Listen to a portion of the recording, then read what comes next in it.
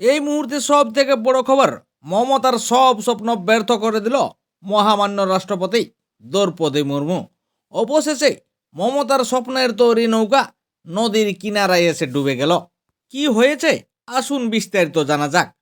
নবান্নের রাজ্য মন্ত্রিসভার বৈঠকে সর্বসম্মতিক্রমে সিদ্ধান্ত নেওয়া হয়েছিল রাজ্যের সমস্ত বিশ্ববিদ্যালয়ে আচার্য পদে রাজ্যপাল নন আনা হোক মুখ্যমন্ত্রীকে। সেই আইন সংশোধনের কাজও শুরু করে আইনসভা। এরপর সেই সংক্রান্ত বিল পাস হয় বিধানসভায়। তা পরবর্তীতে তৎকালীন রাজ্যপাল পাঠান রাষ্ট্রপতির কাছে।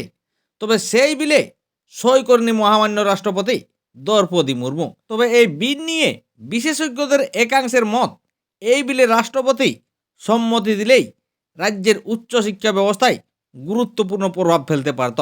তাই এই বিলে সম্মতি দিলেন না রাষ্ট্রপতি দ্রৌপদী মুর্মু।